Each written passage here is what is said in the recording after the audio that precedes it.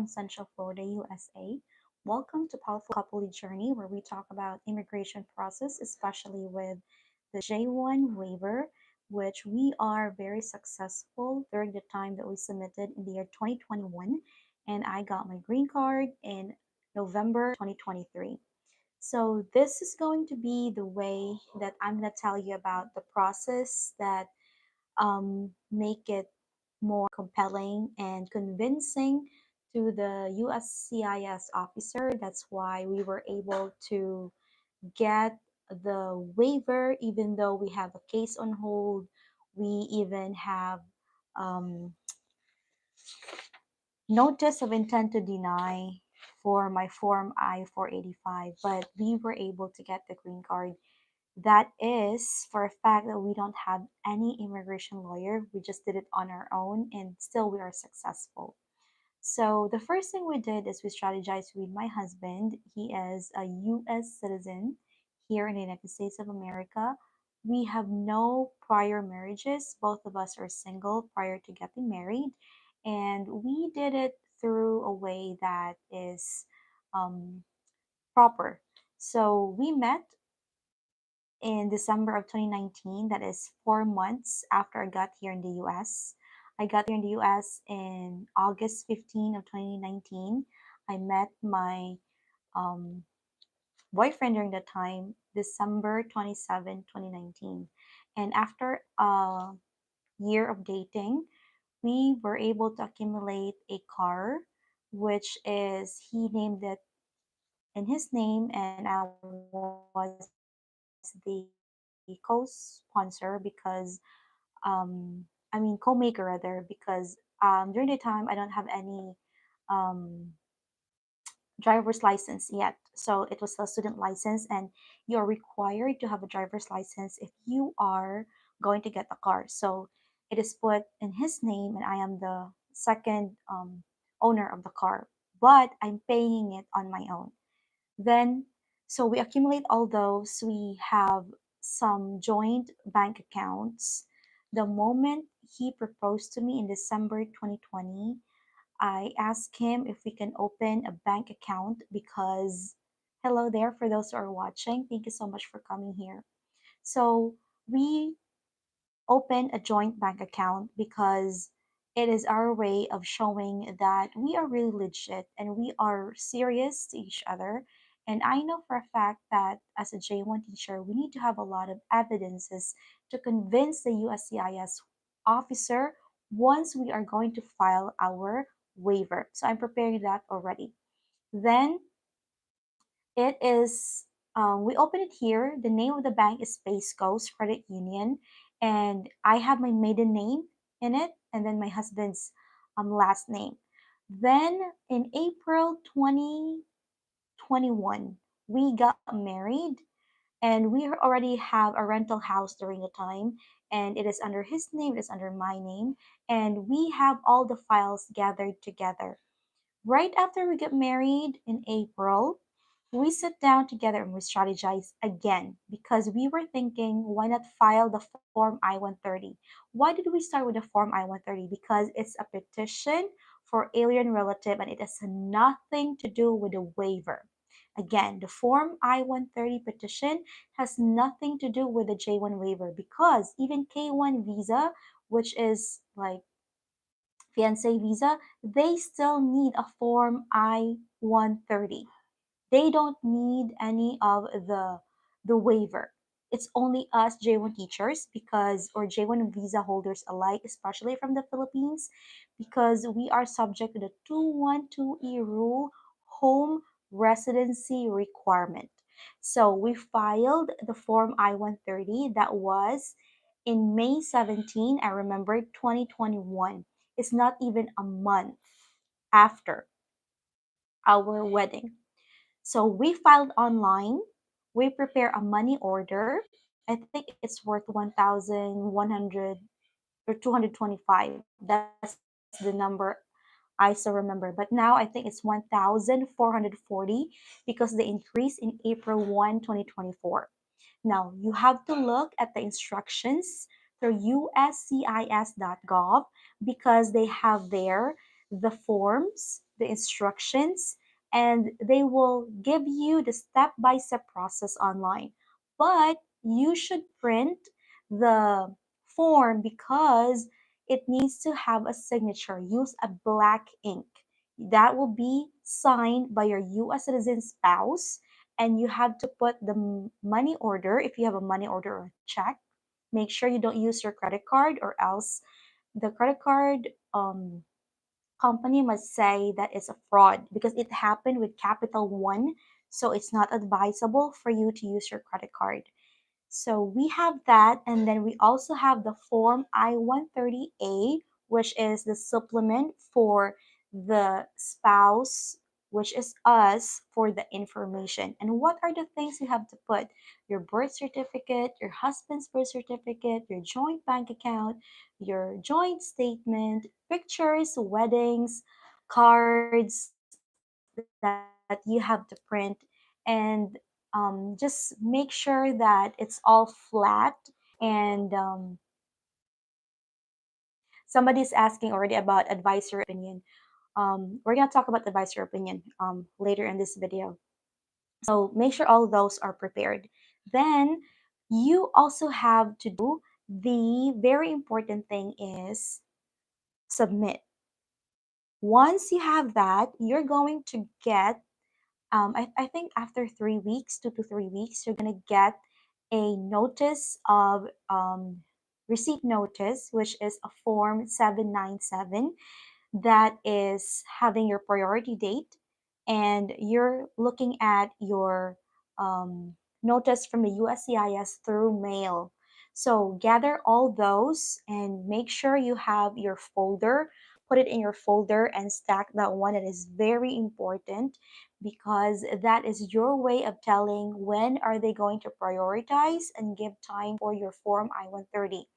Believe me, I started with the Form I-130 because it took us almost 2 years. It is like a year and 6 months before it got approved for the Form I-130. After that, we submitted the Form I-612. Now, with the Form I-612, it is now the J1 waiver through the USCIS. It's strictly because you have to not just gather the information about your husband, like birth certificate, but there would be a very important thing that you have to make sure: statement of reason of your US citizen spouse. Also, you have to do your own sworn statement. Then you're gonna have to gather again your monthly budget, which is supposed to be very detailed with your financial statement from your bank, showing that there's commingling and there is like joint expenses. And then your hardship claim will be extreme hardship with your US citizen spouse in the terms of financial hardship, emotional hardship, psychological hardship. You also have, like, say, medical hardship or physical hardship, crime, poverty in the Philippines, or which country you are from. So put that one into consideration, and you also have to put employment hardship. Like, for example, with my husband, his education is not really related to what it is in the Philippines. So he cannot find any work in the Philippines that is what he's working here. So that's why it's also a hardship for him, and it was acknowledged by the USCIS right after we submitted in June 2021. We got a notice from them in November of 2021. So that's June, July, August, September, October, November, after 5 months. But there are a lot of questions there. That's why I received an RFE, which is a request for evidence. And I have filed all of my papers from the USCIS. Is very important because it's going to be a long process. I even have a J1 teacher from our Facebook group, J1 Waiver Helping Hands, that says, I already submitted my papers and let the games begin. Because she knows that it's going to be a very long process, but she is ready with all of the consequences and all of the surprises that comes from the submission to the USCIS. Yes, Jesus Christ is Lord. Thank you so much for watching. Now, here's the thing. Right after you have your Form I-130, the Form I-612, you should submit the DS-3035 to the Department of State. Remember, the DS-3035, Department of State, USCIS Form I-130 goes hand in hand. The USCIS, even though they're going to give you a case on hold, which means they found a hardship on your claim, let's just say after a year and 2 months, they're still going to hold it because they need an advisory opinion, which is like an idea. They wanted to get a favorable recommendation from the Department of State through your DS-335 before they're going to give you your approval notice. So make sure you are strategic on that one. If you are on your second year as a J1 teacher, submit. If you are on your fourth year right after extension, submit. But if you are under EPI, which is a visa sponsor, you have to be very careful because they are already giving you an email that says if you are going to file a waiver, then they're not going to give you an extension. So you have to be very strategic. And for those that are under CICD or Intrax, which I have come from, it is easy and they don't have any problems at all. So I'm so thankful for the process I have. Even though I did it myself, I am so thankful because I was able to surpass all of those challenges. Now, if you are planning to change your work or you don't want to be part of the J1 visa sponsor anymore because you're paying for them every year, then what you're going to do is you can submit your Form I-485 adjustment of status together with the Form I-765 work permit and travel document, which is the Form I-131. Before we call it concurrent filing, but now it's going to be different and you're going to be paying individually for those three forms. These forms rather are only applicable for those who are married to their U.S. citizen spouse. If you are filing for your waiver through your U.S. citizen child, you cannot get an adjustment of status because they cannot petition you, not unless they're already 18 years old or 21, whichever is the case. Now, here's the thing. That's why we J1 teachers or J1 visa holders alike are so blessed if we have our US citizen spouse because they are the one who will be sponsoring us for adjustment of status. So with that, we have the chance already. There's already a light at the end of the tunnel because our spouse is the one who will petition and who will be our sponsor once we are on the roll with adjustment of status. But while you are still in status with your J1, then that will be a very good deal because either way, you are here in the US legally and you are on status. In my case, I submitted on my third year, which is not advisable at all. So I'm still in status with my visa sponsor until my fourth year. When I got my visa, when I got my green card in my fifth year. So I already said, thank you so much. I no longer wanting to be part of the visa sponsor, which is CICD Instructs, because I already got my approval petition for Form I-130 and on the way to adjusting my status. And they don't have any problems at all. So just make sure you are on status because here's the thing. If you are not on status, and even though you got married to your US citizen spouse, you might get banned.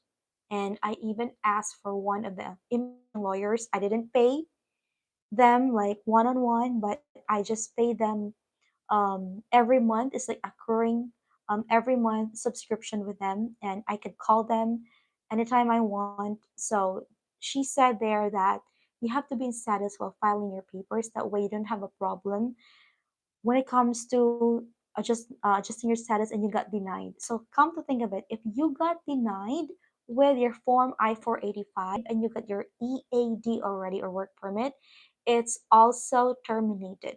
So make sure you process all your papers correctly. And if you get an RFE, or request for evidence, asking if you got your waiver or you serve your 212E rule home residency requirement, then just be honest. Tell them that you are on the process. You got your case number, show it to them, because I believe the USCIS has different departments and they don't talk. They don't talk with the Form I-485, Form I-612, Form I-765, and your Form I-131. There are like different departments, and you just have to show them on your paper because the adjudicating officer is the one you're going to be wanting to convince.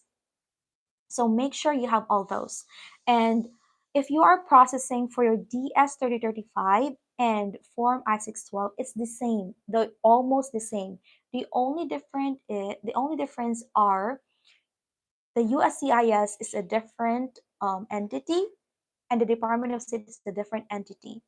But when it comes to your um, evidences, like your sworn statement, which is available in powerfulcouplejourney.com, visit our website and you will gonna see those sample templates and sample checklists and sample monthly budget. What you put with the USCIS Form I-612 and the DS-35 are the same. They are almost the same. That's why when I got a case on hold with my Form I-612, because they're asking for my DS-35, I am so happy because I already got all my files with my Form I-612. All I need to do is to get the address of the Department of State that where I have to submit my papers, and all evidences are ready to be sent. I just have to put packet 1, 2, 3, and 4 because it's like 500 pages altogether, but you cannot put them in a yellow envelope. So it's going to be like 200 pages, 200 pages, 200 pages, or 150 pages. So you could also get the pay stub of your husband or the employment from your HR that says you are still working and you are helping your spouse with your monthly expenses. And what if you are forced or complied to go back to your home country, just like the Philippines? It's hard for you to help your husband here because he's going to be left with, let's just say, credit card debts, house payment, car payment, and all other expenses that are supposed to be joined together since you are having your union here already in the US. So those are the things that can help to convince the USCIS officer with your papers. And by the way, always put in mind the totality of circumstances in your own case. Every case is unique and it should be the way that you formulate it in your own words. Our template is available in powerfulcouplejourney.com, and those are the advantages that I can give you because you all you need to do is to follow and write your own sentences. And those are going to be the sample templates. And with our website, you could also find there other things that might be helpful to you, just like cover letters, letters from friends and family that you could formulate on your own. Because I'm going to give you a tip with our friends and family, we made the letters for them because they don't know how to create them. They're saying, well, how can I tell the USCIS about your case, about what you need? So I told them, why not? We're going to put the words together. All you need to do is to sign or delete some other words. I'm gonna retype, I'm gonna print it and sign with your name, signature, and your contact number. And that's what we did. And they were able to help us out because as friends, they know your love story, but how can you convince the USCIS? That's the thing that you're always wanting to put in your mind. How can you convince the USCIS officer or the adjudicating officer with the Department of State about your own unique case? And it's very important to know that the timeline is also imposed. Let's just for example, with your Form I-130, it will take a year or 6 months. Let's just put it that way. So put that one into consideration already. How about with your EAD? EAD is very simple. Once you get your biometrics, then you'll get your EAD maybe in a month or two. That is a work permit. How about your adjustment of status? Adjustment of status will be the last one because that will be your green card. How about your DS-335? It will take 12 months. If it's over the 12 months, then ask to expedite the process through your US senator or your state congressman. That way, it's going to be very easy and they can open the case to you through the USCIS because we asked for our state senator and we were um, relayed and given information to the state congressman. So, state senator connected to the state congressman, and they were able to help us out. So, those information are very helpful, and you have to know your state as well. Here in the state of Florida, they're very strict. So, we even have our interview with the Form I-130 and we prepared for that day. We make sure that all files are with us. We even have our IDs, birth certificate, passports, you name it, we have it. So in your case, think of the totality of your circumstances. Do not just pick and choose and say, oh, we have financial hardship with my US citizen spouse. No, because we don't know what is in the mind of the USCIS officer. That way, they're convinced to give you your waiver. Remember, the waiver is a benefit given to the J1 visa holder, but the waiver is through your US citizen spouse because they value their US citizen, not you.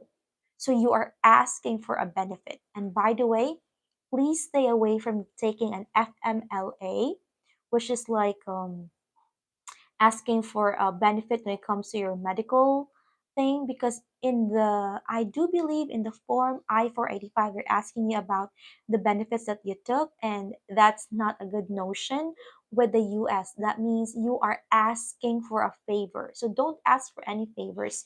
Just stand on yourself and say that you are a good taxpayer.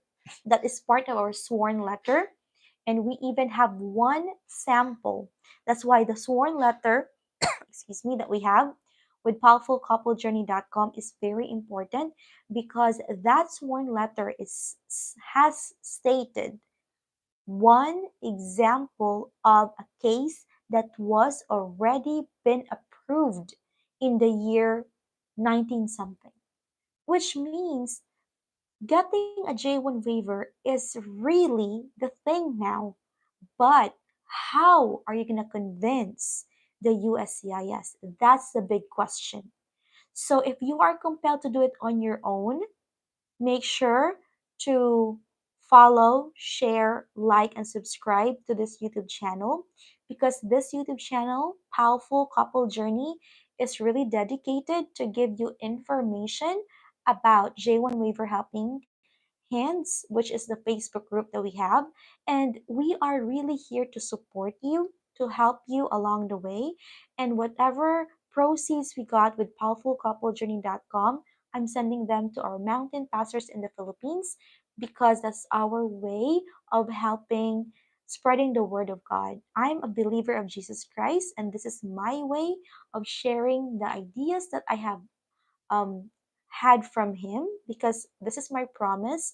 Once I get my green card, I'm going to share my ideas since I did my waiver through do it yourself without any immigration lawyer, and I saved myself 15 to $20,000.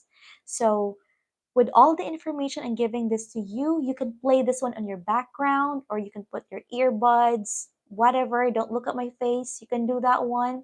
Just listen to the information I'm giving you because this is all layout information, starting from the Form I-130, Form I-612, DS-3035, Form I-485, Form I-765, Form I-131. There's also like medical forms and all other tax forms that you have to submit, but everything is already in the uscis.gov. All you need to do is to get their forms, get their instructions, get the processing time, and learn the process. But then you need to have a template, because the template is a sample that you're going to be showing to the USCIS with your own unique story. Remember, the J1 waiver is your own love story. How can you convince the USCIS officer? Think of them, they are not your friends, they are your enemies. So how can you convince them and just say yes, approved to your J1 waiver? Remember, there's a lot of J1 teachers who had their US citizen spouse and US citizen child. They're still denied, even though they have their US immigration lawyers. Why? Because it's not compelling enough. They were not, oh, somebody asked what you guys do. We are sharing ideas about J1 waiver process, and this is for the J1 waiver, J1 holders that are subject to the 212E rule home residency requirement. I am doing a live video every Wednesday at 7 p.m. Florida time, every Saturday at 2 p.m., Sunday rather at 2 p.m., and stay tuned for more videos every Friday live at 3 p.m. and that will be premiered already. So don't forget to like, subscribe, share this video. That way we can help other J1 teachers that are seeking for a waiver, and we don't know, we might become a blessing to them.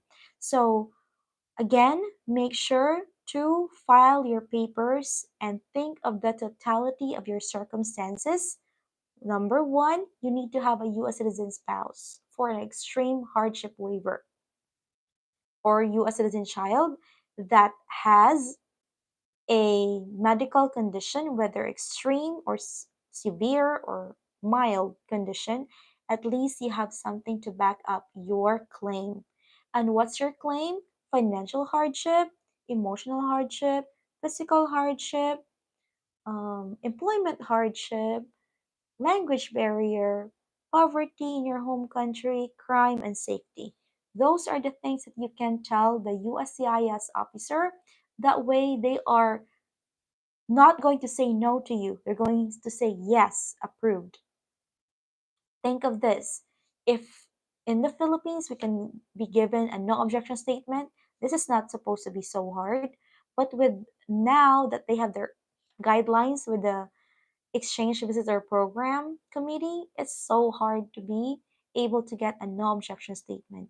So if you wanted to know more about the process, please go to J1 Waiver Helping Hands group through our Facebook private group and just agree to group rules and you will be accepted immediately. I'm your admin in that group and we are already 3,400 plus and counting. So this is going to be a good way for us to communicate. And one of the person here is asking about the advisory opinion. Yes, you can submit your advisory opinion and it will not affect any of your visa status. They will not know, even your visa sponsor will not know that you submitted the advisory opinion. Why? Because the advisory opinion is just asking if you are subject or not subject to the 212E rule 2-year home residency requirement. But mind you, most of the J1 teachers that we have are subject to the 212E rule, even though it's stamped only in their visa and not in their DS 2019. So the final say for the if you're subject or not subject to the 2-year home residency requirement is your advisory opinion. And if you wanted to have a one-on-one um, talk with us through Zoom meeting, just go and schedule yourself at powerfulcouplejourney.com, because me and my husband will talk to you and we are going to really give our time and we are going to make sure that we will be with you every step of the way. And this is our way of sharing our ideas. Not a lot of J1 teachers are talking about J1 waiver, and this is our way of really giving our ideas. And we wanted it to be very compelling to you and helping you in a way that it's relevant and timely and we are making sure that everything is able to be affordable to you, especially that you can save 10, 15, $20,000 if you do it yourself. So I am a living testimony that DIY process with the J1 waiver is possible. All you need to do is prayers, strategize with your husband or your spouse, make sure that you have a very strong case, you have all the evidences needed, and you have a great community that is helping you every step of the way. Because the agony of waiting, that's what kills you during this process. So make sure that you are asking for someone with help, like J1 Waiver Helping Hands group on Facebook. Just agree to group rules, and I, as your admin, will accept you immediately. And again, please don't forget to like, share, subscribe on our YouTube channel, Powerful Couple Journey. And please visit powerfulcouplejourney.com for templates like checklists, statement of reasons, sworn statement of your U.S. citizen spouse. You also have monthly budget there, letters from friends and family, cover letters that you can use. And then you do it on your own. That way, it's easy for you to file your form. One of these days, if I have time, I will print this one out and I'm going to show you to lay everything. That way, you can do step one all the way to step, let's just say, at the end, the steps for the forms. That way, this is your go-to, and play along with, put it in your background, play it in your background. Make sure that you have all the information you needed. If you hear that, oh my gosh, that is very timely and that is applicable to me, then write it down on a piece of paper and write down your own love story, because every case is unique to you. And always remember the totality of your circumstances to get your J1 waiver approved, to getting your green card, and soon in 3 years, US citizenship. Thank you so much for being here with me. Please don't forget to like, share, subscribe to our channel. God bless you and see you on my next video.